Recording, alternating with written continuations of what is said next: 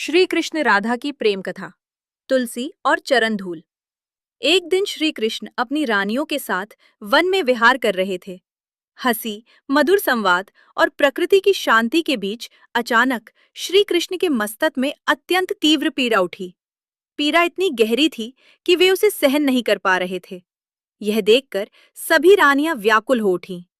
किसी ने वन की औषधियां लाईं, किसी ने जड़ी बूटियों का लेप लगाया, किसी ने मंत्र जाप किया, परंतु कृष्ण को तनिक भी आराम नहीं मिला। तब श्री कृष्ण ने शांत स्वर में कहा, जाओ, मेरे लिए तुलसी का पत्ता ले आओ। यह सुनते ही रुक्मिणी जी दौड़ पड़ी।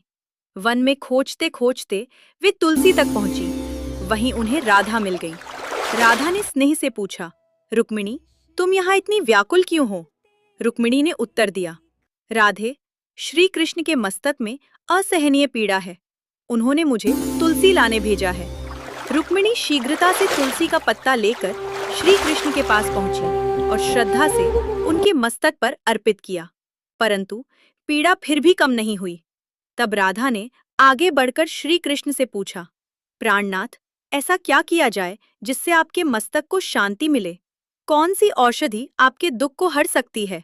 श्री कृष्ण मंद मुस्कान के साथ बोले, मेरा दुख तभी मिटेगा जब कोई अपने चरणों की धूल मेरे मस्तक पर लगाए। यह सुनते ही सभा में सन्नाटा छा गया। सभी रानियां भयभीत हो उठीं। नारायण जी ने कहा, भगवान के मस्तक पर चरण धूल लगाना महापाप है। यह तो घोर अपराध है। इस भय से कोई आगे ना बढ़ा। सबके मन में एक ही प्रश्न था, अगर हमने ऐसा किया तो हमें युगों युगों तक नरक मिलेगा। तभी राधा आगे आईं। उन्होंने ना किसी पाप की चिंता की, ना लोकलाज की।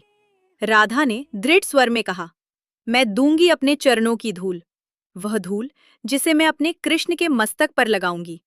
यह सुनते ही रुक्मिणी बोली, राधा, यह श्री कृष्ण का अपमान है। अन्य रानियों ने भी कहा, जिनके मस्तक पर चंदन का तिलक लगता है, तुम उनके मस्तक पर धूल लगाओगी? यह प्रेम नहीं, अपराध है। राधा शांत स्वर में बोली, अगर मेरे इस कर्म से मुझे युगों युगों तक नरक भी मिले तो मुझे स्वीकार है, पर मैं अपने कृष्ण को पीड़ा में नहीं देख सकती। कृष्ण उस क्षण अत्यंत गंभीर स्थिति में थे। वे स्वयं भी राधा को रोकना चाहते थे, पर पीड़ा असहनीय थी।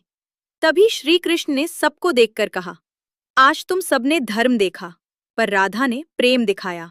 जहाँ प्रेम होता है वहाँ पाप पुण्य का हिसाब नहीं होता। राधा ने अपने चरणों की धूल कृष्ण के मस्तक पर लगाई और उसी क्षण कृष्ण की पीड़ा समाप्त हो गई। श्री कृष्ण ने